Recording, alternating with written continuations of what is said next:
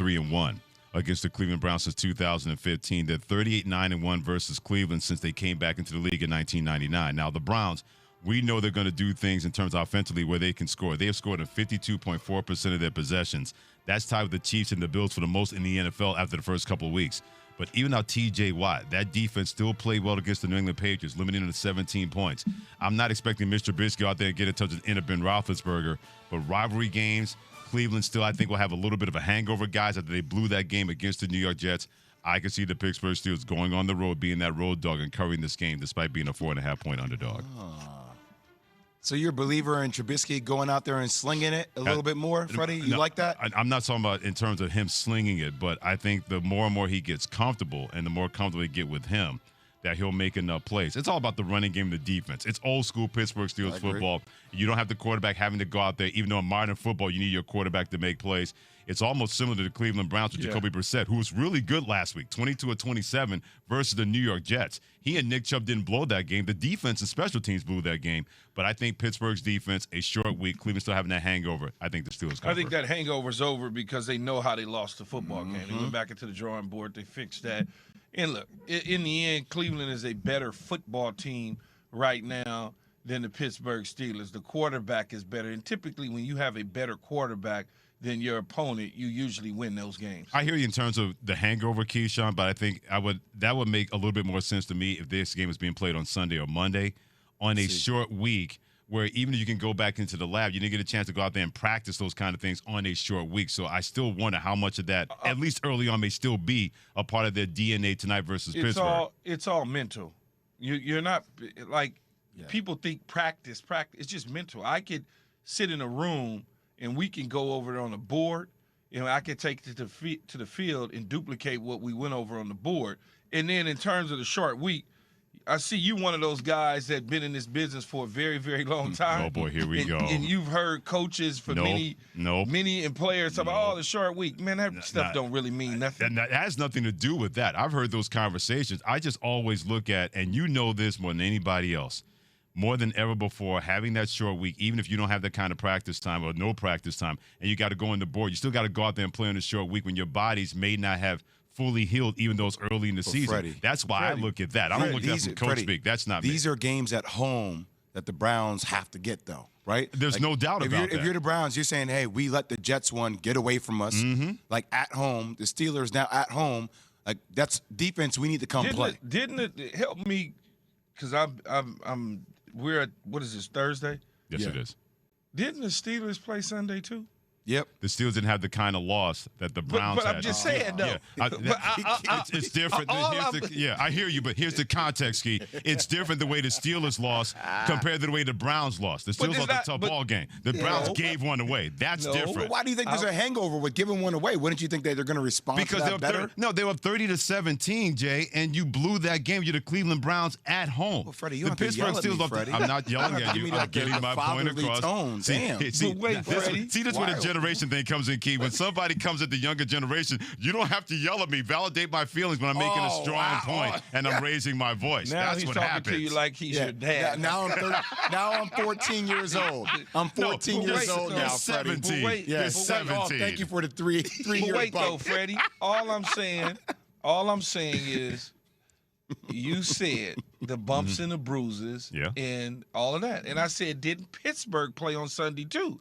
They're bruised and they're bumped and they got scrapes and all that too. Yeah, and they both got the same time off. They both play on a Thursday.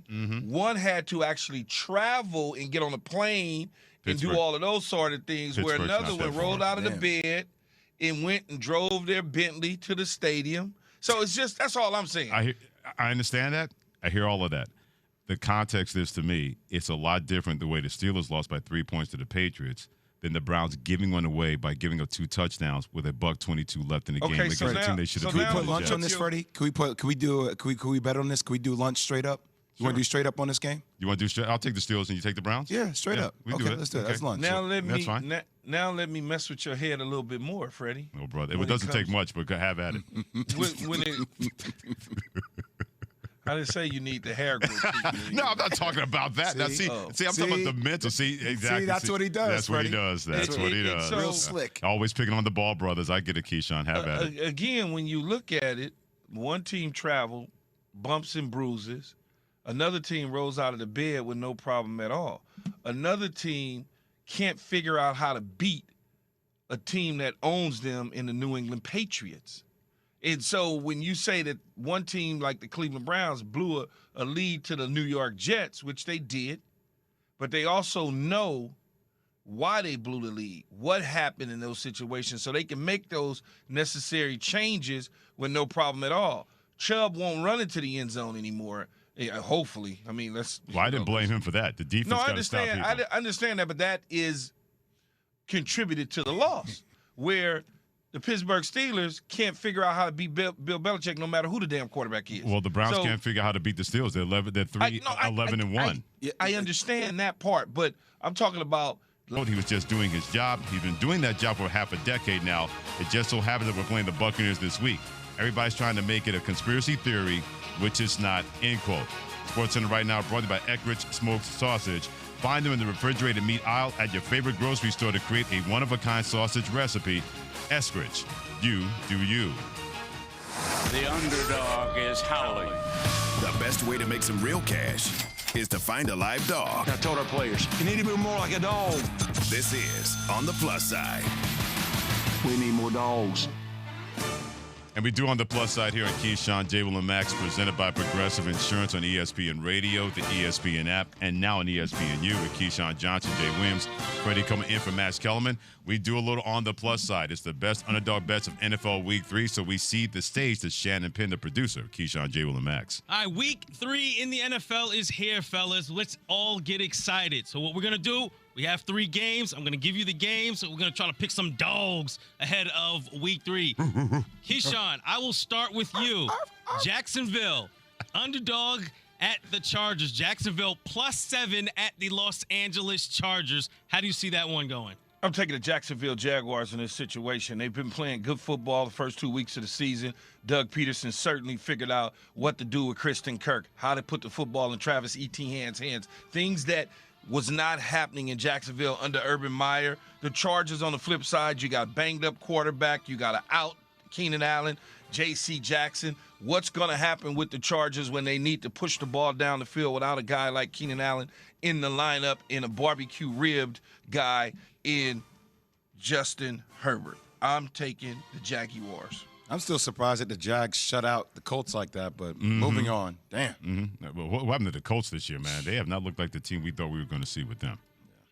All right, Jay, you're up next. Looking at the NFL slate. We got the Los Angeles Rams at Arizona. Arizona +3.5. How do you like this one? Yeah, I like Arizona to cover here. I still think the Rams will find a way to win, but, I mean, you talk about the Cardinals haven't beaten the Rams inside State Farm Stadium since 2014. I think they're due, and I think that the way the Cardinals found something towards the end of the game against the Raiders, even though the Raiders gave that game away, sometimes those are games that catapult momentum. And I think this is a matchup, a big-time matchup. We'll see the best of Kyler Murray.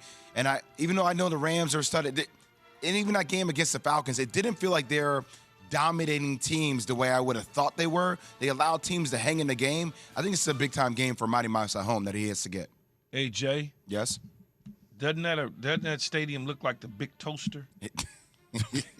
I've never. It does.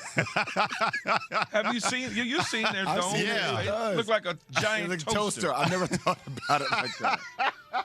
Wow. Well, put it this way. They didn't try to toast them feet of Kyler Murray because he's going to be running around all night long with the Rams can't catch him. No Von Miller to do the, all you hear is like, when That's he's how doing he that. runs. Yeah. You ever see like the whole thing when they do like a whole like scavenger hunt? You're going around the country, you try to diagram somebody the map. That's what he looks like. I mean, Key, maybe he'll roam around in the pocket for 10, 15 minutes before he makes a play. Because that's what he did against the Raiders, you know? You know, it's so funny. We were talking about the social media stuff. Social media and people do the little memes and all the different stuff. They say Kyler Murray looked like a little badass kid that stole his mother's phone running around with the ball in his hand. Remember the Jags? The world we live here, I thought you man. don't pay attention to social media. I have friends like you who send it to me. Remember the Jackson's American Dream miniseries when he tried to catch Mike and ran under the bed? He goes, he's faster than a rabbit. That was Kyler Murray on Sunday versus the Las Vegas Raiders, escaping that whole thing and making that play down the stretch. All right, we're playing on the plus side here on Keyshawn, J. Will, and Max with Freddie Coleman in for Max. All right, Freddie, you're up. We got a game tonight, week 3, Pittsburgh plus 4.5 at Cleveland. How do you see this one? I see the Pittsburgh Steelers covering because in the last 14 matchups between these two, the Pittsburgh